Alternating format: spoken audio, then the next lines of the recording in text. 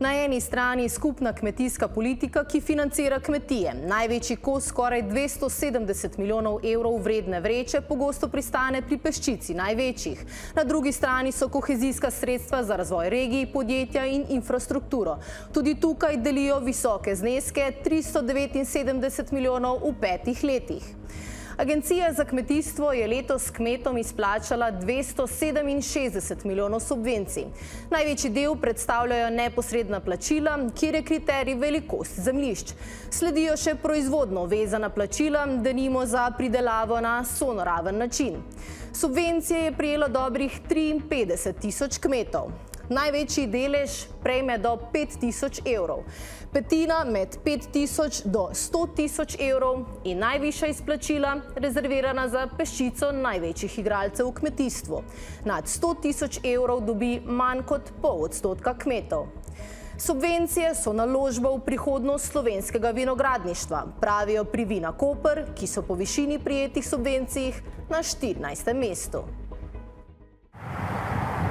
Vina Koper, eno največjih vinarskih podjetij v Sloveniji, obdelujejo več kot 500 hektarjev vinogradov, z lokalnimi vinogradniki združujejo čez 600 hektarjev. Letno pridelajo okrog 3 milijone litrov vina.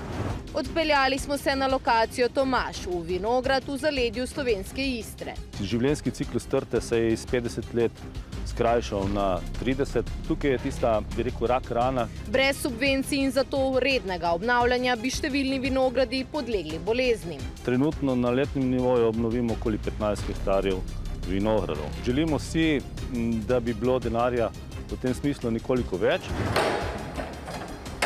Pridobivanje sredstev ni vedno enostavno. Smo veseli vsake subvencije, ki pride v našo klet. Smo prišli do novih tehnologij, novih strojev, nove opreme. Je mogoče kdaj tudi nekaj problematike z birokracijo. Mogoče smo kdaj tudi malo penalizirani na osnovi velikosti kleti. Subvencije so ključne za nadaljevanje tradicije. Ravno pred kratkim smo odkrili, da je naš vinograd na Debelem Ortiču prvič omenjen v pisnih virih leta 1072. Bi z manj subvencijami slovenski vinogradi izginjali še hitreje?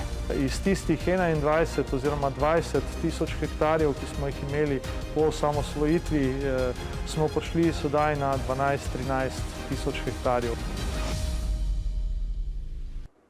Največ subvencij v zadnjih 5 letih so prejela velika kmetijska oziroma agroživilska podjetja. Na vrhu je PP Agro v lasti Perutnine Ptuj s 13 milijoni evrov. Sledi Panvita z 12 milijoni, kmetijsko gospodarstvo Lendava z 9 ter Žipo Lenart in Jeruzalem Ormož. Če potem razdeliš nazaj pridobljene subvencije na enoto proizvoda, ki ga mi proizvedemo, mi dobimo manj subvencij na enoto proizvoda, kot ga dobi tisti majhen proizvajalec. Da je naša investicija 10 milijonov, pa dobimo samo, ne vem, možnost 2 ali pa 3 milijone, kar je 20 ali 30%, je to manj kot pa nekdo, ko izvede milijon ali pa pol milijona investicij, pa dobi, ne vem, 60 ali 70% tega. Kako to komentirajo na agenciji, ki subvencije izplačuje? Dejstvo je, da največja sredstva v okviru zbirne vloge prejemajo velika podjetja, vendar je potrebno povedati, da so tudi tu omejitve. In sicer pri plačilih za območje z omejenimi dejavniki torej pridejo razredi odstopanja oziroma znižanja plačil nad 50 hektarjev, v primeru neposrednih plačil pa nad 60 tisoč evrov. Poglejmo, koliko dobijo podjetja. Ministrstvo za gospodarstvo, Spirit in Slovenski podjetniški sklad so v zadnjih 5 letih podjetjem izplačali preko 379 milijonov. Največ podjetjem Vabo, RTC Krvavec in Golte, vsak po 6 milijonov. Prek podjetniškega sklada je subvencijo prejelo 9 tisoč podjetij, vsako povprečno 13 tisoč evrov. Najvišja subvencija je za nove investicije na problemskih območjih do 200 tisoč. In kakšni so učinki? Nekje 1,5 delovnega mesta je na novo ustvarjenega bilo pri teh podjetjih, ki so koristile v teh 5 letih evropsko subvencijo. Tudi njihova dodana vrednost se poveča nekje za 30%. Še največji poudarek nam se zdi pri zagonskih subvencijah za mlade inovativna podjetja, ki pravzaprav v tej zagonski fazi, ko grejo v svoj lasten razvoj, druge možnosti virov pridobiti nimajo. Kako je 72 tisoč evrov sklada izkoristilo podjetje LuxHouse? Nahajamo se v našem laboratoriju, za nama vidimo prve module.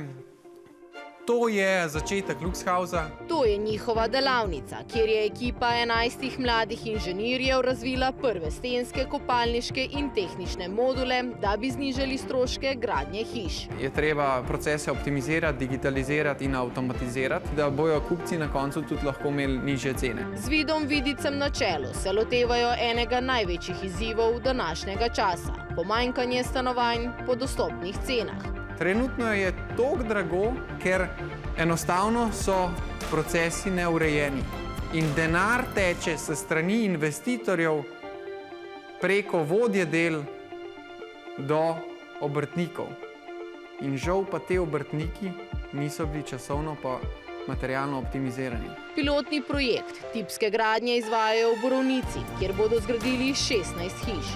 Velike 140 kvadratnih metrov za 350 tisoč evrov. Kupili smo 10 tisoč kvadratov zemlje, že gradimo prve 3, naslednjih 13 pa projektiramo. Smo spustili ceno za 100 tisoč evrov. Zagon je LuxHouseu prinesla tudi subvencija podjetniškega sklada. Subvencija je znašala 72 tisoč evrov in večino tega bomo porabili za razvoj produkta. Cilj do leta 2030 proizvesti 300 hiš letno. Prihaja tudi do zlorab. Od leta 2021 je policija ovadila osumljence za 124 kaznivih dejanj goljufij na škodo EU. Višina škode znaša več kot 9,5 milijona evrov.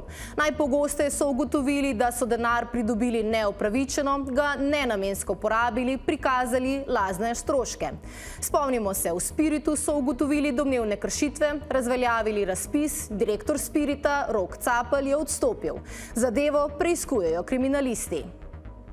Največja vreča za podporo razvoju so kohezijska sredstva. Na področju konkurenčnosti, inovativnosti 700 milijonov. Denarja za znanost in razvoj je v obdobju te vlade bistveno več, kot ga je bilo prej. Če tudi bomo rekli, da jih še vedno ni dovolj, spodbujemo inovativna, mala, srednja podjetja, zato da začnejo za svojimi aktivnostmi, da pride do teh sredstev. Važno je, da to porabimo za to, da pospešimo lasten razvoj. Še več, šli smo celo korak nazaj za pametno in digitalno preobrazbo, se pravi inovacije, podjetništvo, digitalizacijo, smo v prejšnjem obdobju namenili 29% vseh sredstev, v tem obdobju 22%. Letos so na ministrstvu preusmerili dodatnih 100 milijonov evrov za razvoj. Več na 24ur.com.